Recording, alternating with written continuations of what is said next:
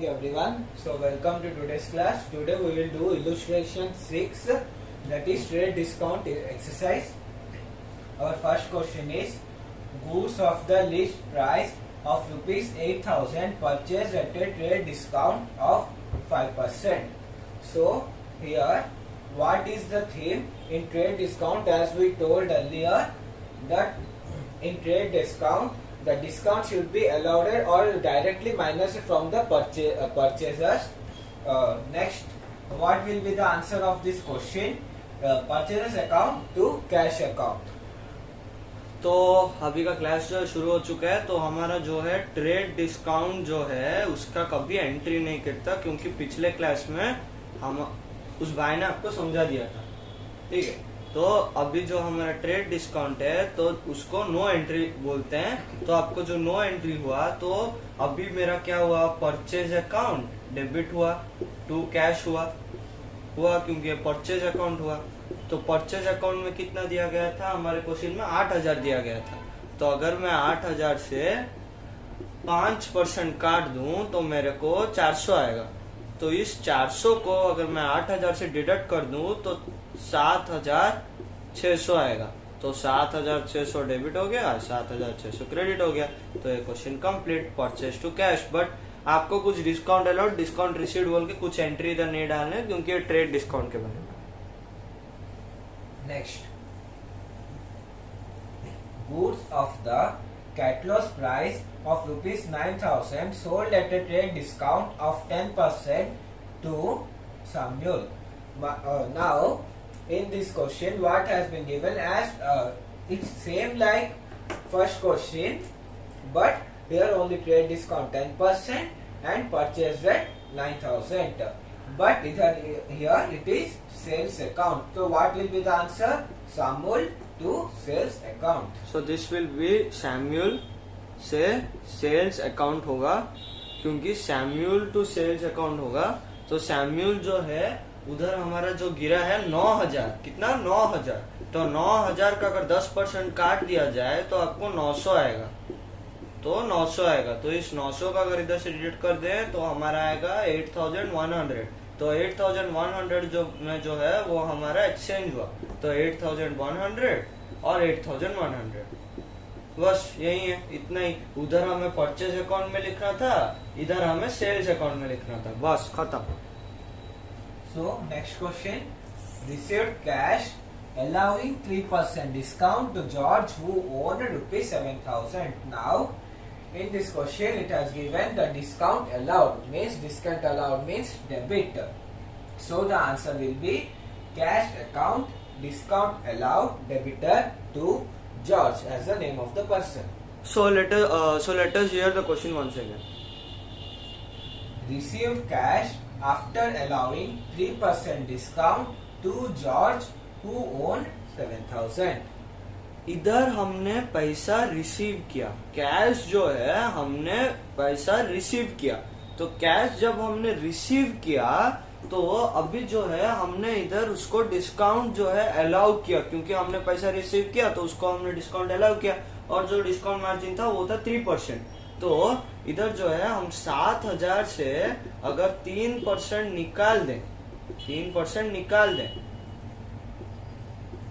तो 210 जो है वो हमारा डिस्काउंट में चला जाएगा।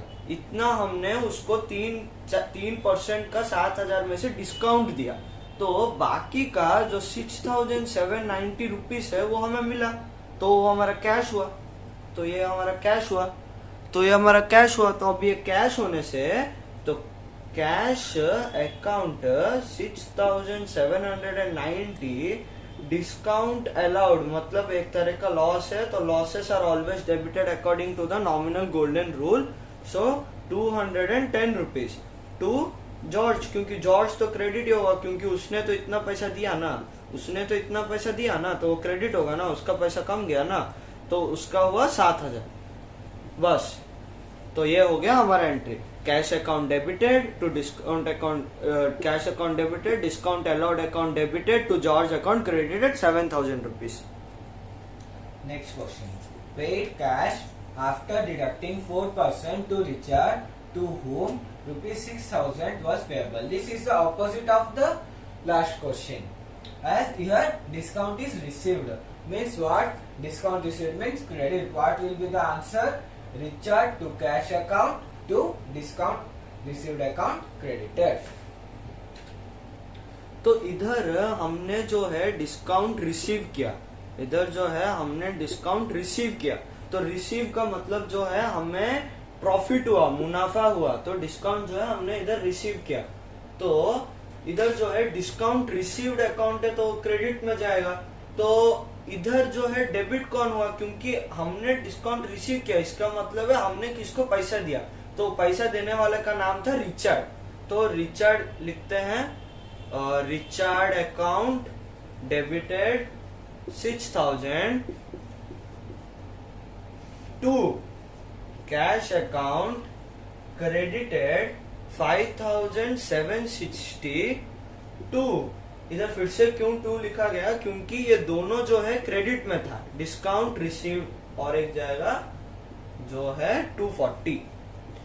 इधर दोनों 2 लिखा गया है क्योंकि 2 के बाद जो भी आता है, आपको बोला गया था 2 के बाद जो भी आता है वो क्रेडिट होता है, तो 2 के बाद कैश आया एंड डिस्काउंट रिसीव्ड आया, कैश कम गया और हमें डिस्काउंट रिसीव हुआ, यानी रिसीव मतलब गेन। नॉमिनल अकाउंट के रूल के हिसाब से अगर रिसीव किया गया तो क्रेडिट होता है, तो ये हो गया हमारा एंट्री।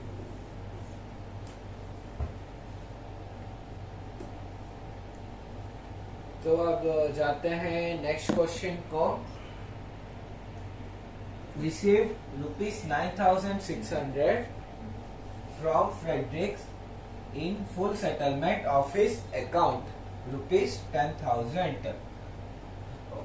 अभी थोड़ा क्वेश्चन में चेंज है, पहले एक बार आंसर सुन लेते हैं। क्या है आंसर, थोड़ा बोल दीजिए। So what will be the answer? Your answer will be cash account to cash account discount allowed account to Fredericks, as this is the same as third question, as your discount is allowed.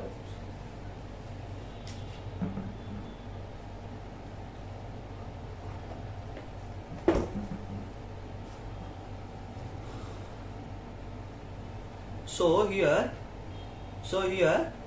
receive 9,600 from Frederick, हमने receive किया कितना? 9,600 हमने receive किया, Frederick से receive किया in full settlement of 10,000।